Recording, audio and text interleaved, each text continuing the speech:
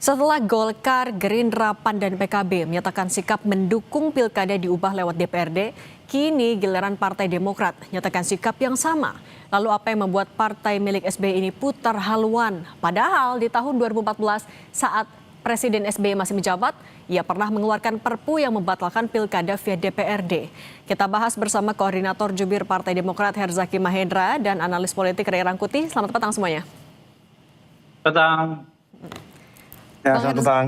Bang Herzaki, 2014 kan Partai Demokrat sudah punya pengalaman. Kenapa sekarang tiba-tiba berubah haluan? Apa jangan-jangan ada tekanan politik? Ya enggak lah, kan begini ya. Pertama kita masih cermati dulu yang menjadi sikap kami ini ya. Sudah disampaikan juga oleh Pak Sekjen kami sebelumnya. Pertama ini Demokrat itu berada dalam satu barisan yang sama dengan Pak Presiden Prabowo Subianto dalam menyikapi sistem pemilihan kepala daerah gitu. Ya, ini kan berangkat dari Undang-Undang Dasar nih 45 yang memberikan kewenangan kepada negara untuk mengatur mekanisme ya kan pemilihan kepala daerah melalui undang-undang, karena itu mau pemilihan langsung maupun tidak langsung yang melalui DPRD merupakan pilihan yang sah nih dalam sistem demokrasi Indonesia gitu. Tapi yang paling penting ini pilkada ini kan menyangkut kepentingan rakyat luas ya. Karena itu ya pembahasan kebijakan ini harus dilakukan secara terbuka nantinya gitu.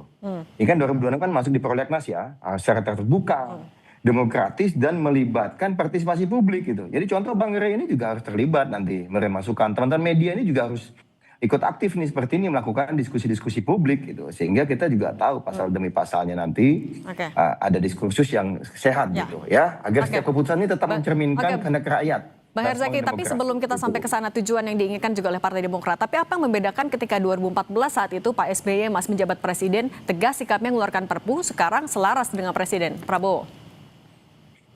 Begini ya, kalau pada saat Partai Demokrat dulu mendukung pilkada langsung ya berdasarkan hampir semua lembaga survei, data itu sekitar 80% masyarakat mendukung pilkada, 85% waktu itu. Jadi ketika itu 85% itu masyarakat mendukung pilkada langsung. Karena itu Demokrat juga sangat responsif terhadap aspirasi ini gitu. Ya. Halo? Ya. Halo? Sinyal? Oke, kalau gitu Bang Herzaki kita perbaiki dulu komunikasinya. Sekarang saya ke Bung Ray dulu kalau gitu Bung Ray. Tapi kalau menurut Anda, analisis Anda ada apa di balik perubahan sikap Partai Demokrat? Ini saya ya? Iya Bung Ray silahkan. Oh itu kan udah disebutkan oleh pengantar oleh Sekjen. Karena ikut Pak Prabowo.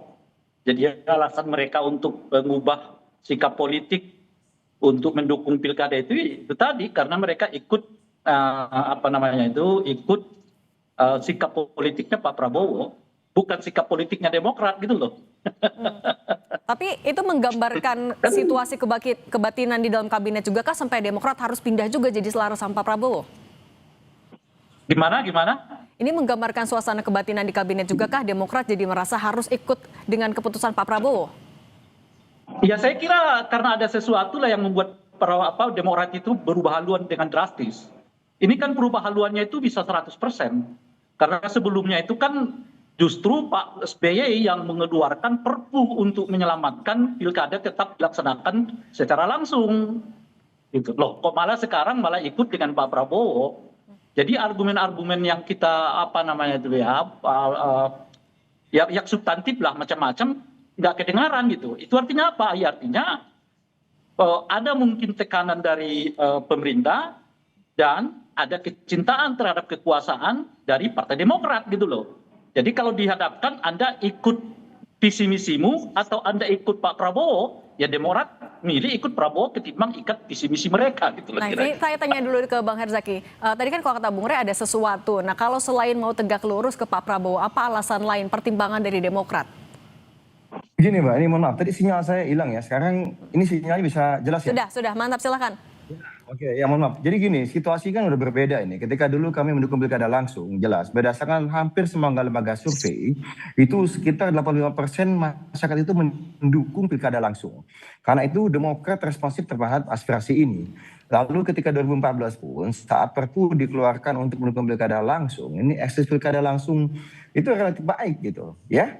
Ya tentu tetap ada satu dua catatan itu. Nah, berbeda ketika ada pilkada 2015, 2020, lalu kemudian 2024 lalu itu menyisakan banyak masalah ini yang tentunya juga harus kita sikapi gitu. Kita sikapi ya dengan evaluasi dan juga harus kita perbaikan. Misalnya nih ada eskalasi money politik yang semakin tidak terkendali.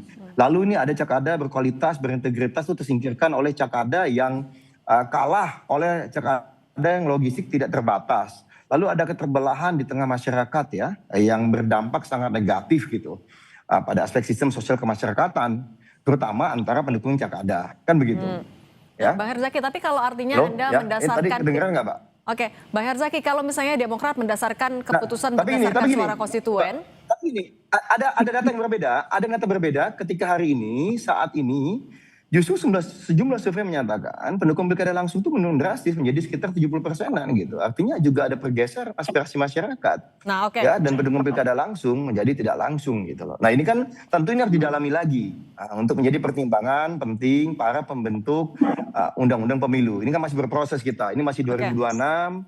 Kita masih berproses, ada 2026, 2027 sampai kita persiapan menuju ke nanti. Nah ini yang kita tentu bagaimanapun harus kita bahas bersama-sama untuk mencari format terbaik dari pilkada itu ke depan. Oke, Bang Herzaki, kalau misalnya sekarang keputusan Anda didasarkan pada suara publik yang menurut Anda bergeser, memilihnya pilkada tidak langsung. Artinya tapi kalau nanti berubah lagi, jadi mereka lebih setujunya sama pilkada langsung, Demokrat masih membuka ruang untuk berubah lagi haluannya? Ya, ini kan kita kan melihatnya seperti ini, Bang, gitu ya. Ada ekses-ekses, ya kan? Jadi ketika dibeda, kok 2014 ini sekarang begini tadi, ada ekses-ekses yang kita cermati. 2015, 2020 dan juga 2024. Nah, ini kita mau nih bagaimana cara ekses-ekses negatif ini bisa hilang gitu. Nah, salah satu opsi yang kita lihat lalu pilkada melalui DPRD ini menjadi suatu opsi yang sah kita lihat. Ya, dan opsi yang masuk akal juga. Tapi lagi-lagi yang paling penting kan hari ini bagaimana kedaulatan rakyat tetap terjaga. Yang kedua bagaimana kontrol terhadap masyarakat, kontrol dari rakyat ini gitu ya, terhadap yang tokoh-tokoh yang terpilih ini kan yang menjadi penting itu. Dan juga bagaimana ekses negatif, dampak hiruk pikuk hari ini sehingga kami itu bersedia untuk membahas, mengevaluasi secara serius gitu dengan melibatkan seluruh pemangku kepentingan. Ya, untuk mencari format terbaik ini. Jadi kita pelajari nih, kita pelajari betul ya, baik langsung atau tidak langsung kita pelajari betul. Ini kan tanggung jawab dari partai politik. Kira-kira gitu. Saya ke Bung Rey dulu. Kemudian kita sampai kepada kesimpulan hari ini kita bersama Pak Presiden, Pak Prabowo gitu ya. Bersama dengan Pak Presiden. Bang Herzaki. Saya ke Bung Rey dulu, Bung Rey. Gitu. Tapi kalau melihat dari komposisi partai politik yang mendukung di parlemen ya sudah mayoritas, yang tegas menolak masih hanya PDIP saja. Hitung-hitungannya kalau menurut Anda ini sudah menggambarkan keseriusan dari partai-partai di kabinet untuk menggolkan ini? Ya, kita usah dipikirkan lagi ya, memang begitulah. Udah pasti berarti ya. Sampai Demokrat bisa berubah haluan drastis kok. Itu satu. Tapi saya nggak tahu tadi data yang diungkapkan oleh Bung Zaki ya. Itu data dari mana gitu. Seingat saya Kompas merilis data per Oktober-November 2025 itu masih mengungkapkan soal persetujuan publik terhadap pilkada langsung itu mencapai 80%. Seingat saya ya. Dan hampir di banyak lembaga survei itu relatif masih di angka 75-85% tingkat keinginan publik untuk tetap mendukung pilkada langsung ini gitu. Jadi data dari mana itu saya nggak tahu Bung Herzaki mendapatkannya gitu ya. Nah yang seterusnya adalah ini kan DPR kita ini seperti memancing-mancing terus ya kejengkelan publik terhadap mereka. Rasa-rasanya peristiwa Agustus itu belum sepenuhnya membuat mereka merenung tentang apa sih sebenarnya yang membuat masyarakat begitu jengkel sehingga hampir 8 ya kantor DPRD dan kantor pemerintahan itu dirusak oleh massa. Ini kan jadi aneh gitu. Tatkala anggota DPR dan DPRD-nya begitu teruk di mata masyarakat ya, yang tingkat kepercayaannya sangat rendah. Ya, selalu berkisar di antara nomor 10, 11 di antara sekian banyak lembaga negara yang dipercaya oleh publik, kok malah hak asasi yang paling fundamental dari rakyat, yaitu memilih sendiri kepala daerah mereka itu mau dialihkan ke DPR gitu loh, ke DPRD gitu. Ini logika berpikirnya bagaimana? Saya tanyakan dulu ke Bang Herzaki, Bung Rey. Nah, tadi bagaimana logika berpikir dari Partai Demokrat? Bagaimana mempertanggungjawabkan pilihannya ini kepada konstituen yang mungkin belum tentu setuju dengan pilihan pilkada tidak langsung? Ya, begini Mbak, kita memandang pemilihan pilkada oleh DPRD ini tentu sebagai opsi yang patut dipertimbangkan serius ini. Karena apa? Ini memperkuat efektivitas pemerintahan daerah juga, meningkatkan kualitas kepemimpinan juga gitu, sama stabilitas politik dan juga persatuan nasional. Pertanyaan besarnya begini aja, kita dengan mohon maaf nih, pilkada langsung misalnya gitu, tahu-tahu kepala daerah yang pernah tersangkut korupsi masih bisa dipilih lagi, contoh, ya kan? Lalu misalnya kemarin kejadian di daerah-daerah tertentu, ada kepala-kepala daerah yang tidak perform dengan baik, membuat kemarahan publik segala apa, sampai hari ini tak bisa duduk lagi gitu. Jadi sebenarnya ini kan juga menjadi pertanyaan besar, bagaimana nih mekanisme kontrolnya agar kepala daerah yang misalnya tidak perform, kepala daerah yang mengkhianati kepercayaan publik, ini kemudian misalnya kita bisa mengontrolnya dengan baik, kan begitu. Nah inilah yang kita melihat, apakah misalnya kontrol itu kita kembalikan tadi mekanisme, apakah memang mau DPRD ini, apakah memang tadi yang terpilih lagi, mohon maaf nih Mbak, ini banyak, ini contoh kasus, banyak calon-calon kepala daerah yang kuat, aktivis, mohon maaf ya Mbak ya, ada aktivis, ada akademisi yang udah secara berpolitik udah teruji secara organisasi, tetapi kemudian itu kalah Mbak oleh politik uang. Ini kader-kader soal kami politik banyak uang itu juga yang memang jadi sorotannya. Kalau gitu tadi Bung Rey, Anda tadi juga sempat ketawa-ketawa. Bagian mana yang menurut Anda mau kritisi? Mengkritisi yang mana ini?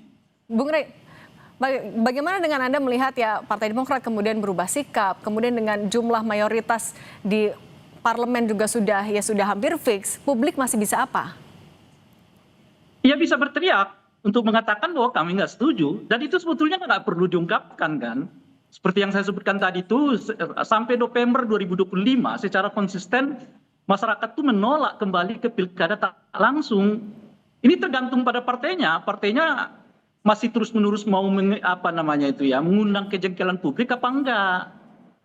Mau terus-menerus membuat peristiwa seperti Agustus apa enggak gitu. Korbannya lagi-lagi rakyat juga. Nah, yang paling aneh itu menurut saya adalah di mana tingkat kepercayaan masyarakat terhadap anggota DPR dan DPRD begitu rendah, lo kok malah hak yang paling esensial dari warga negara itu mau diambil lagi oleh partai politik.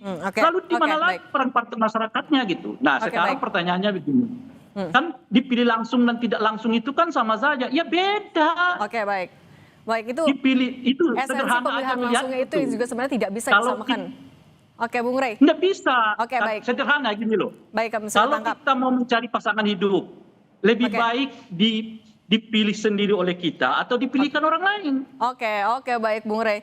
Bung Rey Rangkuti, pengamat politik, dan Bang Herzaki Mahendra, koordinator Jubir Demokrat. Terima kasih, kami masih tunggu bagaimana bergulirnya usulan ini di DPR juga. Terima kasih, semoga sehat selalu. Terima kasih.